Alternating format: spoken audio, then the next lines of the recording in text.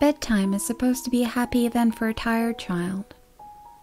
For me, it was terrifying.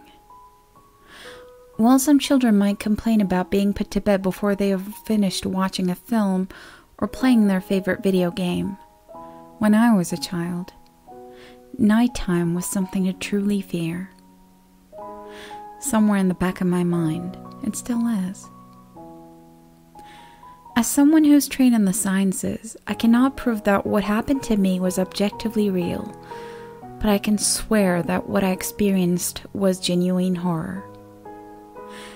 A fear which in my life, I'm glad to say, has never been equaled. I will relate it to you all now as best as I can. Make of it what you will, but I'll be glad to just get it off my chest.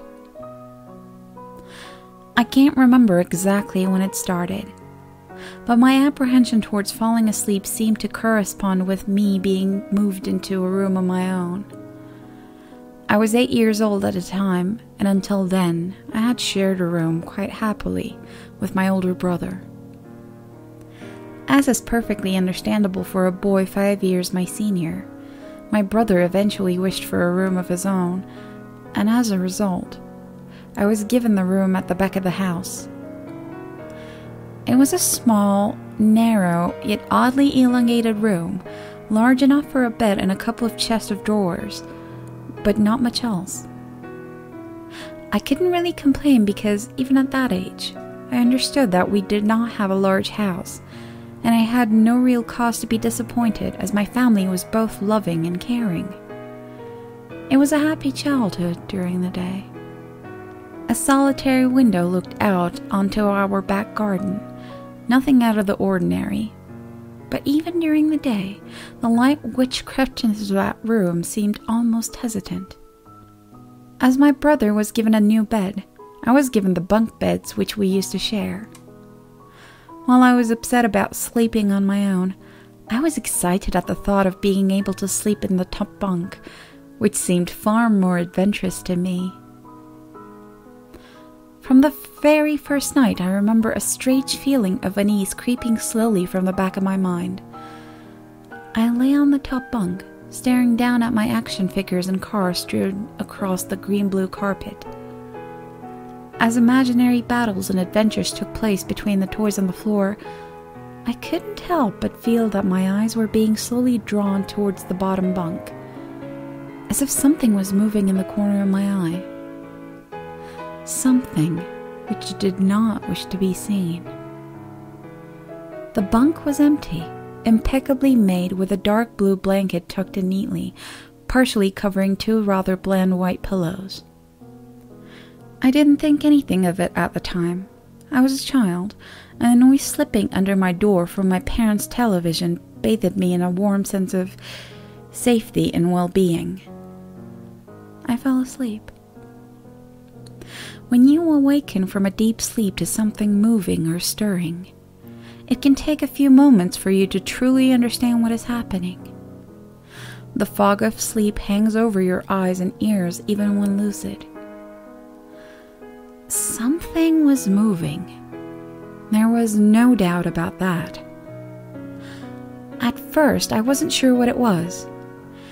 Everything was dark, almost pitch black. But there was enough light creeping in from outside to outline that narrowly suffocating room. Two thoughts appeared in my mind almost simultaneously. The first was that my parents were in bed because of the rest of the house lay both in darkness and silence. The second thought turned to the noise. A noise which had obviously woken me. As the last cobwebs of sleep withered from my mind, the noise took on a more familiar form. Sometimes the simplest of sounds can be most unnerving. A cold wind whistling through a tree outside, a neighbor's footsteps uncomfortably close, or in this case, the simple sound of bedsheets rustling in the dark. That was it. The bedsheets rustling in the dark, as if some disturbed sleeper was attempting to get all too comfortable in the bottom bunk. I lay there in disbelief, thinking that the noise was either my imagination or perhaps just my pet cat finding somewhere comfortable to spend the night. It was then that I noticed my door, shut as it had been as I'd fallen asleep.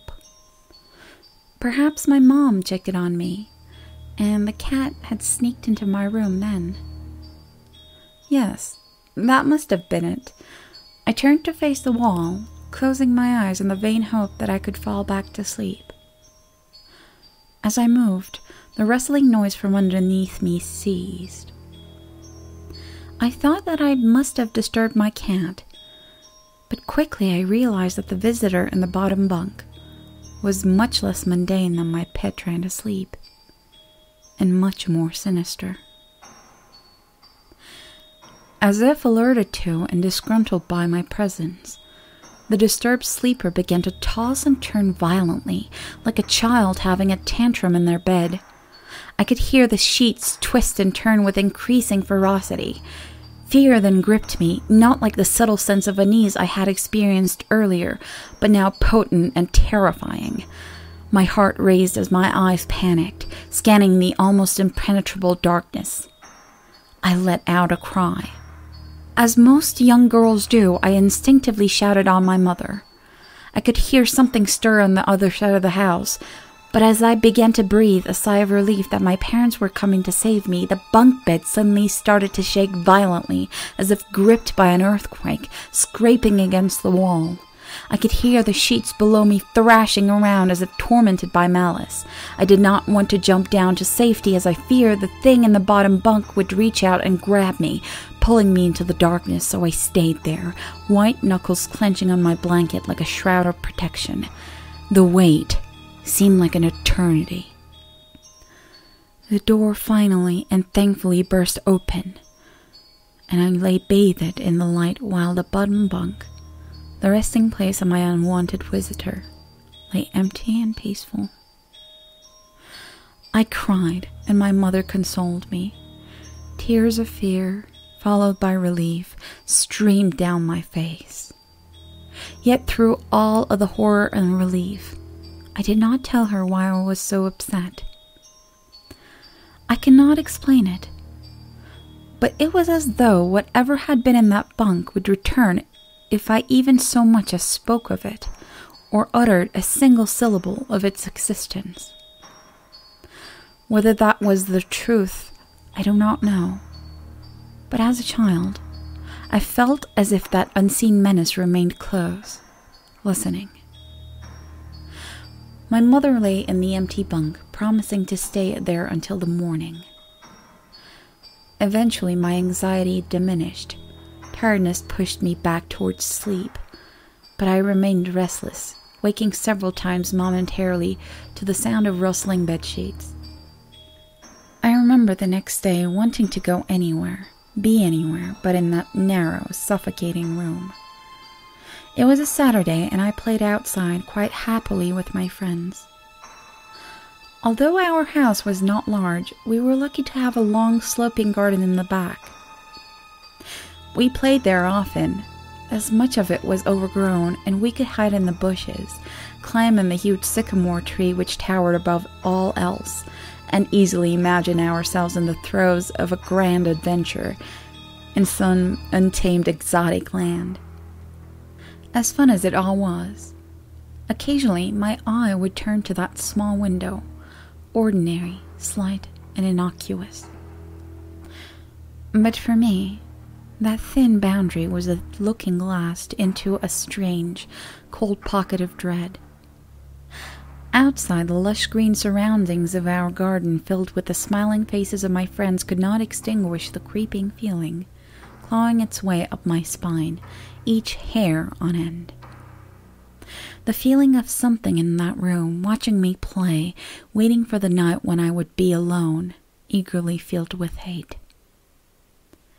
It may sound strange to you, but by the time my parents ushered me back into that room for the night, I said nothing. I didn't protest. I didn't even make an excuse as to why I couldn't sleep there. I simply and sullenly walked into that room, climbed the few steps into the top bunk, and then waited. As an adult, I would be telling everyone about my experience. But even at that age, it felt almost silly to be talking about something which I had really no evidence for. I would be lying, however, if I said this was my primary reason. I still felt that this thing would be enraged if I so much as spoke of it.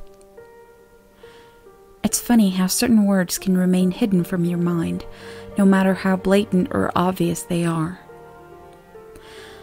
One word came to me that second night, lying there in darkness alone, frightened, aware of a rotten change in the atmosphere, a thickening of air as if something had displaced it. As I heard the first casual twists of bed sheets below, the first anxious increase of my heartbeat at the realization that something was once again in the bottom bunk, that word, a word which had been sent into exile, filtered up through my consciousness, breaking free of all repression, gasping for air, screaming, etching, and carving itself into my mind. Ghost. As this thought came to me, I noticed that my unwelcome visitor had ceased moving. The bedsheets lay calm and dormant, but they had been replaced by something far more hideous. A slow, rhythmic, rasping breath heaved and escaped from the thing below. I could imagine its chest rising and falling with each sordid, wheezing, and garbled breath. I shuddered and hoped beyond all hope that it would leave without occurrence. The house lay as it had the previous night in a thick blanket of darkness. Silence prevailed, all but for the perverted breath of my as-yet unseen bunkmate. I lay there, terrified. I just wanted this thing to go, to leave me alone. What did it want? Then something unmistakably chilling transpired. It moved. It moved in a way different from before. When it threw itself around on the bottom bunk, it seemed unrestrained, without a purpose, almost animalistic.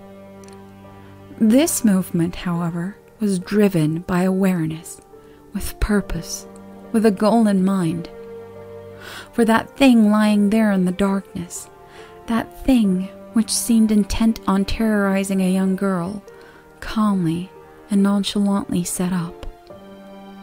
Its labored breathing had become louder, as now only a mattress and a few flimsy wooden slats separating my body from the unearthly breath below. I lay there, my eyes filled with tears. A fear which mere words cannot relate to or anyone else coursed through my veins. I would not have believed that this fear could have been heightened, but I was so wrong. I imagined what this thing would look like, sitting there, listening from below my mattress, hoping to catch the slightest hint that I was awake. Imagination then turned to an unnerving reality. It began to touch the wooden slats which my mattress sat on. It seemed to caress them carefully, running what I imagined to be fingers and hands across the surface of the wood. Then, with great force, it prodded angrily between two slats into the mattress. Even through the padding, it felt as though someone had viciously stuck their fingers into my side.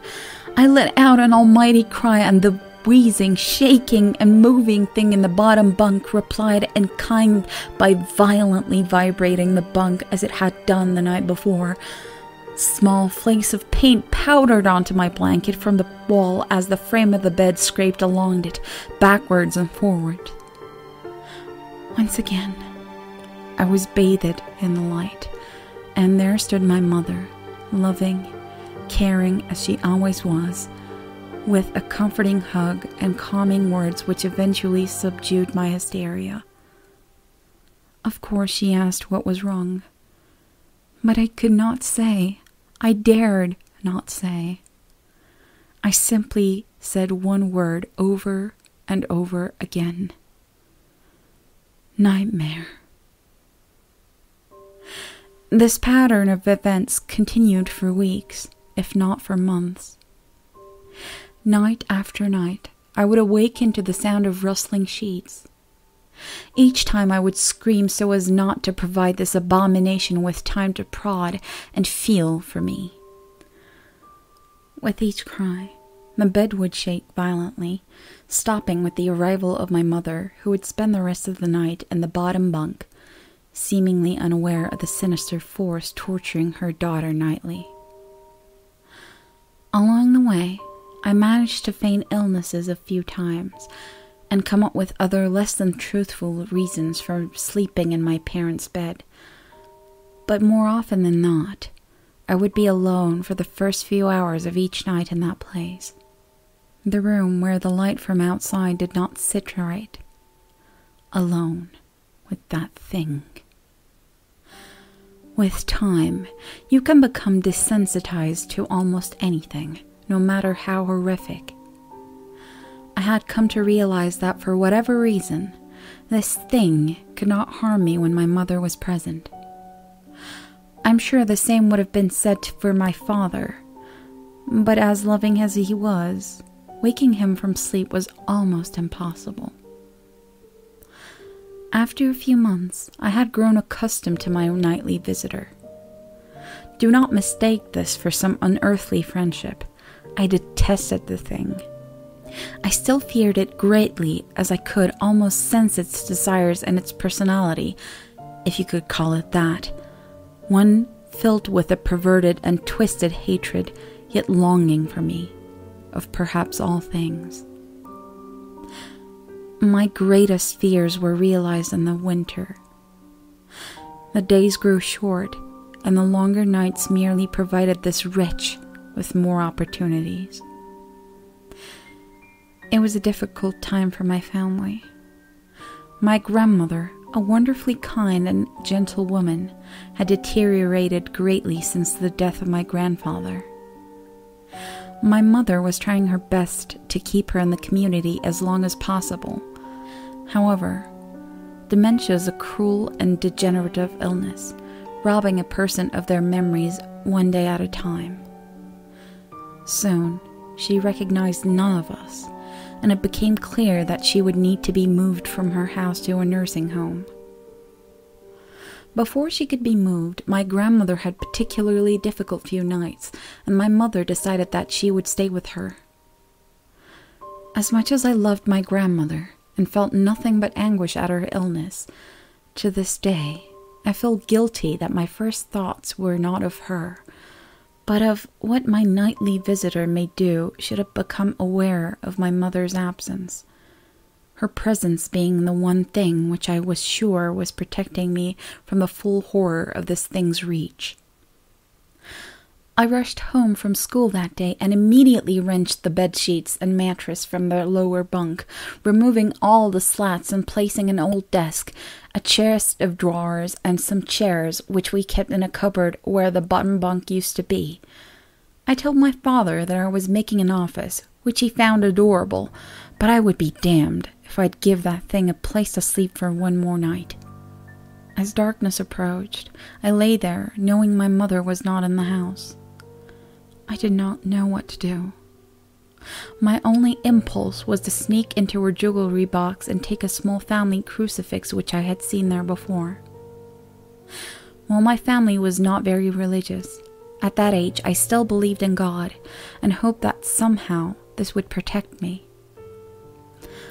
Although fearful and anxious, while gripping the crucifix under my pillow tightly in one hand, sleep eventually came as I drifted off to dream. I hoped that I would awaken in the morning without incidents. Unfortunately, that night was the most terrifying of all. I woke gradually. The room was once again dark. As my eyes adjusted, I could gradually make out the window and the door and the walls, some toys on a shelf, and even to this day, I shudder to think of it, for there was no noise, no rustling of sheets, no movement at all. The room felt lifeless, yet not empty.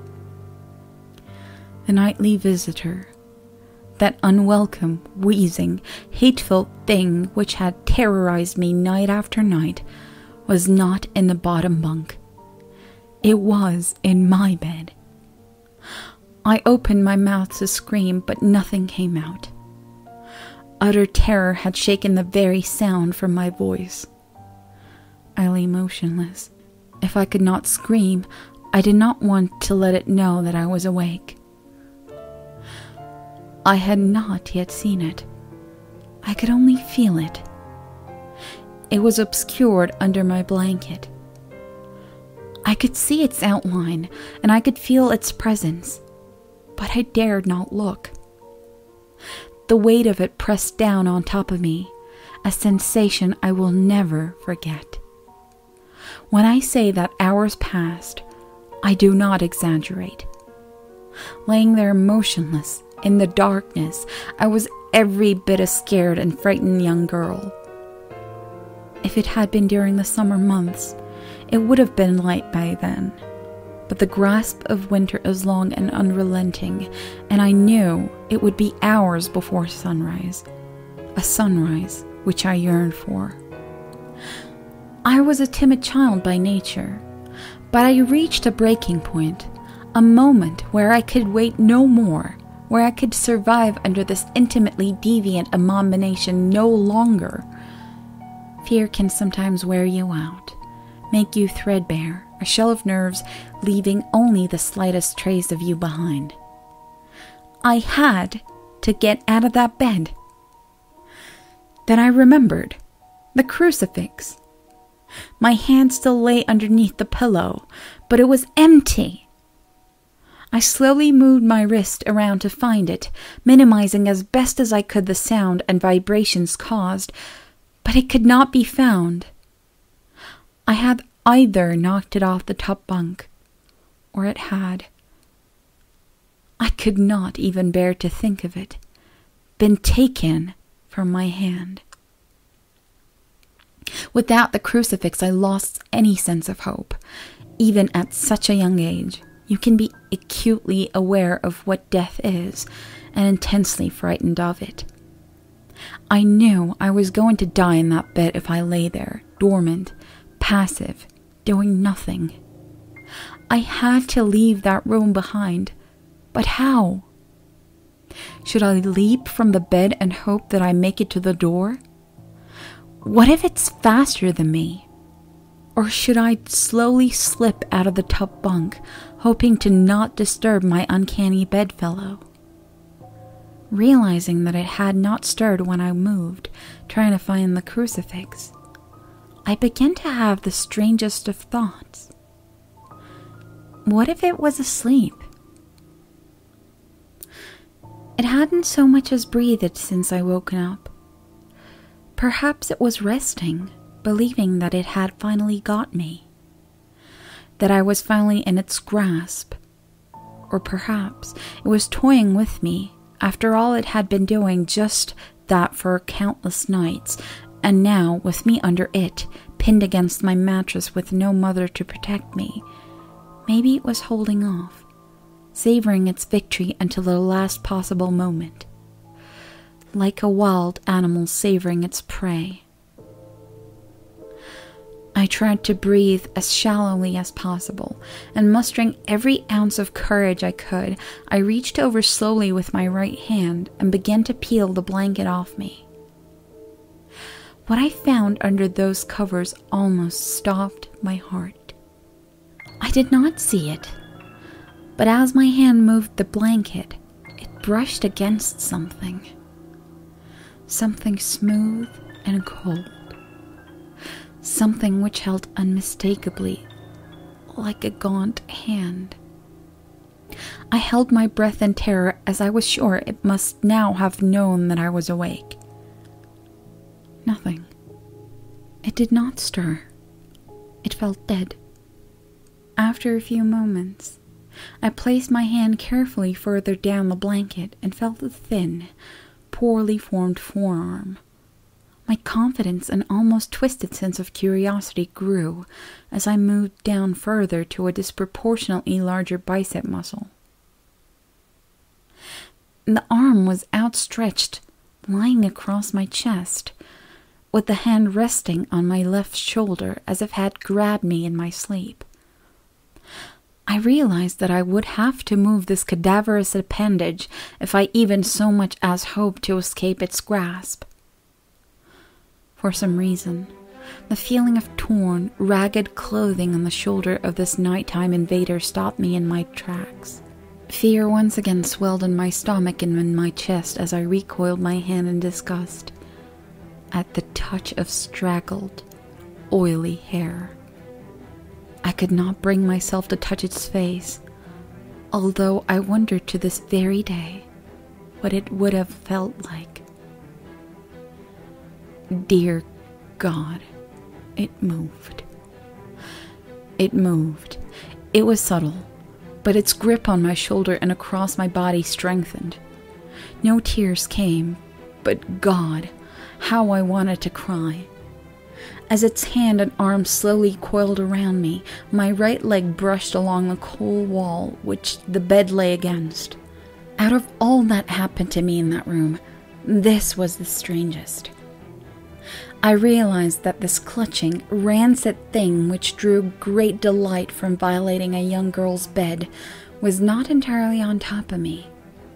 It was sticking out from the wall, like a spider striking from its lair. Suddenly, its grip moved from a slow tightening to a sudden squeeze. It pulled and clawed at my clothes as if frightened that the opportunity would soon pass. I fought against it, but its emaciated arm was too strong for me. Its head rose up, writhing and contorting under the blanket. I now realized where it was taking me. Into the wall! I fought for my dear life. I cried, and suddenly my voice returned to me, yelling, screaming, but no one came. Then I realized why it was so eager to suddenly strike, why this thing had to have me now. Through my window, that window which seemed to represent so much malice from outside, streaked hope, the first rays of sunshine. I struggled further, knowing that if I could just hold on, it would soon be gone. As I fought for my life, the unearthly parasite shifted, slowly pulling itself up to my chest, its head now poking out from under the blanket, wheezing, coughing, rasping. I do not remember its features. I simply remember its breath against my face, foul and as cold as ice. As sun broke over the horizon, that dark place, that suffocating room of contempt was washed, bathed in sunlight. I passed out as its scrawny fingers encircled my neck, squeezing the very life from me. I awoke to my father offering to make me some breakfast. A wonderful sight indeed. I had survived the most horrible experience of my life until then, and now. I moved the bed away from the wall, leaving behind the furniture I had believed would stop that thing from taking a bed. Little did I think that it would try to take mine and me. Weeks passed without incident. Yet on one cold, frostbitten night, I awoke to the sound of the furniture where the bunk beds used to be vibrating violently. In a moment it passed. I lay there, sure I could hear a distant wheezing coming from deep within the wall, finally fading into the distance. I have never told anyone this story before. To this day, I still break out in a cold sweat at the sound of bedsheets rustling in the night, or a wheeze brought on by a common cold. And I certainly never sleep with my bed against a wall. Call it superstition if you will, but as I said, I cannot discount conventional explanations such as sleep paralysis, hallucination, or that of an overactive imagination, but what I can say is this. The following year, I was given a larger room on the other side of the house, and my parents took that strangely suffocating, elongated place as their bedroom. They said they didn't need a large room, just one big enough for a bed and a few things. They lasted 10 days. We moved on the 11th.